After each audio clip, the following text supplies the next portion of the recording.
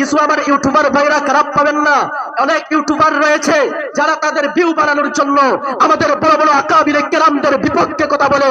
এদেরকে আমি চরম হুঁশিয়ারি দিয়ে বলতে চাই, এত বড় সাহস, এত বড় বুকের পাতা তোমার কেমনে হলো তুমি উলামায়ে কেরামদের বিপক্ষে কথা বলো? উলামায়ে কেরামদের বিপক্ষে কথা বলা মানেই হচ্ছে কিয়ামতের আলামত। আমি মনে করি বর্তমান সময়ে এদেরকে অনুসরণ করার কথা, কিন্তু সেই অনেক ইউটিউবার রয়েছে, আমি সবাইকে বলছি না, এরা কি করে উলামায়ে কেরামদের 3-4 ঘন্টার বয়ানের ভিতর থেকে 2-4টা কথা কাটচিট করে এরা এদের ট্রল বানানোর জন্য, এরা এদের ইউটিউবের মধ্যে ভিউ কামানোর জন্য এরা আমাদের বড় বড় আকাবিরে কেরামদের বিপক্ষে কথা বলে। এইরকম যারা করতেছে এদেরকে আমি স্পষ্ট বলতেছি, আপনাকে এরকম মুনাফিকি করে ইসলামের খেদমত করার প্রয়োজন নেই। আমাদের মতো উলামায়ে কেরামদের অনুসরণকামীরা আমরাই যথেষ্ট, তোমাদের আর প্রয়োজন লাগবে না। এইগুলা বন্ধ করে দেও। কেননা ভাই শুধু সোশ্যাল মিডিয়া খোলা আমরা শুধু চালাই না, ওই সোশ্যাল মিডিয়াতে বিভিন্ন ধর্মাবলম্বীরা রয়েছেন, ওই সোশ্যাল মিডিয়াতে বিভিন্ন প্রকারের মানুষ রয়েছেন। আজকের দিনে যেই রকম মাদ্রাসাগুলোকে আমরা এক শ্রেণীর লোক ভালোবাসি বলি লাভ, এই অন্যদিকে এই মাদ্রাসাগুলোকে দেখে চুলকানির জন্য মাদ্রাসাগুলা দেখার সাথে সাথে অনেকের শরীরে চুলকানি শুরু হয়, এমন লোক আমাদের সমাজে আছে। যার জন্য যাদের এই চুলকানিগুলা রয়েছে এদের ডক্টরের কাছে যাওয়ার প্রয়োজন। আমি মনে করি মাদ্রাসাকে নিয়ে আপনার চুলকাইলে হবে না। আর যারা সোশ্যাল মিডিয়া দিয়ে আমাদেরকে দিনের খেদমত দেখিয়ে দেওয়ার কথা বলে আপনারা সেই চুলকানিওয়ালাদেরকে একটু খুরাক দিচ্ছেন, এদেরকে আমি চরম হুঁশিয়ারি দিয়ে বলছি, ইসলাম নিয়ে তুমি কেন, তোমার থেকে হাজারো হাজার গুণ শক্তিশালী ফিরআউন কারুনের মতো শক্তিশালীরাও ইসলামের বিপক্ষে গিয়ে ইসলামকে কিছু করতে পারেনি। আর তোমার মতো 2-4টা অক্ষর কলমের ধার হতে পারে, কিন্তু ইসলামের এক অক্ষর তুমি কিছুই করতে পারবা না। যার জন্য আমি কারণ নাম মেনশন করতে চাই না। এটা দেখে বড় দুঃখ লাগলো যে আমাদের বড় বড় আকাবিরের কেরামদের বিপক্ষে কথা বলা হচ্ছে। আজকে এইগুলা আমাদের শুধু ক্ষতি হচ্ছে না, আমি মনে করি আমাদের ইয়াং জেনারেশনের ক্ষতি হচ্ছে। আমি মনে করি এই ক্ষতিগুলোর কারণে আমাদের ইয়াং জেনারেশন একদিন প্রশ্নের সম্মুখীন হচ্ছে।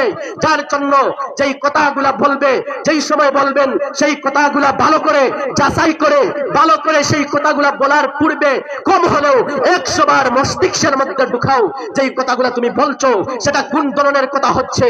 যার জন্য এই কথাগুলা বন্ধ করতে হবে। দয়া করে আমি বলছি, মোবাইলকে মিসইউজ করবেন না। মোবাইল একদিকে আমাদেরকে ভালো খোরাক দিচ্ছে, অন্যদিকে আমাদেরকে বাদ খোরাক দিচ্ছে।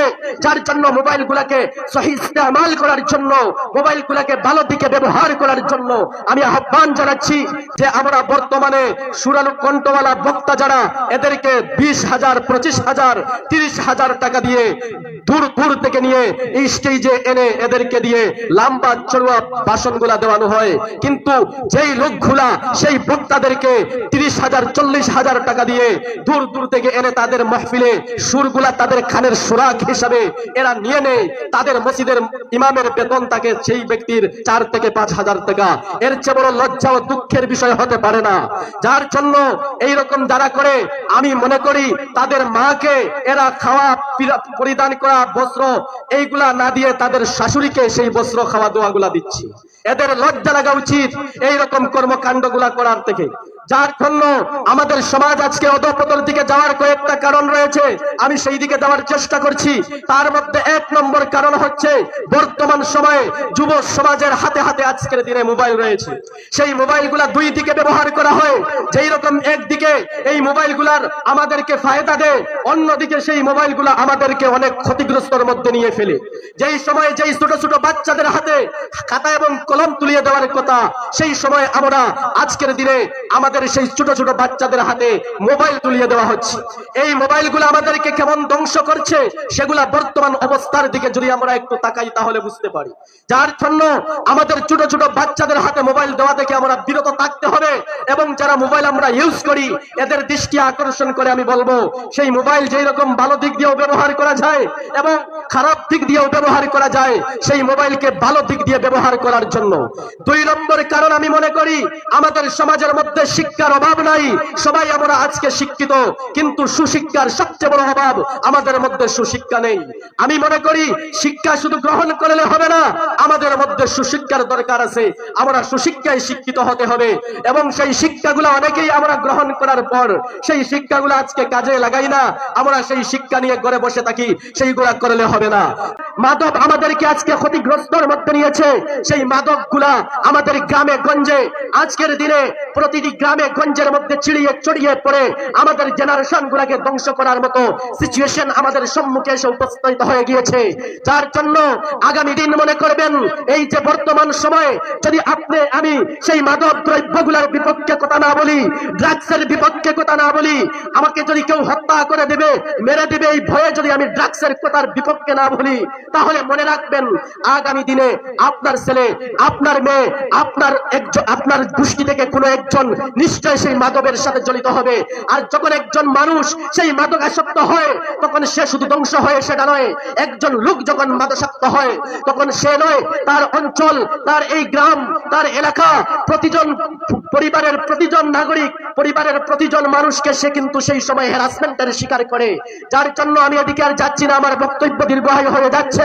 আমার উস্তাদে মুহতারাম এখানে উপস্থিত আছেন, উনি পরিবর্তিতে উনার মূল্যবান তকরির আমাদের সম্মুখে রাখবেন। আমি কথাগুলা বললাম, এখানে রয়েছেন আমার সম্মানিত শিক্ষক মন্ডলী জন, উনাদের সম্মুখে এত মোটামুটি কণ্ঠের আওয়াজ উঁচু করে কথা বলা আমার নিশ্চয় বেয়াদবি হয়েছে আমি মনে করি। যার জন্য আমি ওনাদের কাছে, ওনাদের খেদমতে আমি ক্ষমা প্রার্থী। আর যদি আমার কথার ভিতরে কোনো ভুল হয়ে থাকে তাহলে ক্ষমার দৃষ্টিতে দেখবেন বলে আমি আশা করি।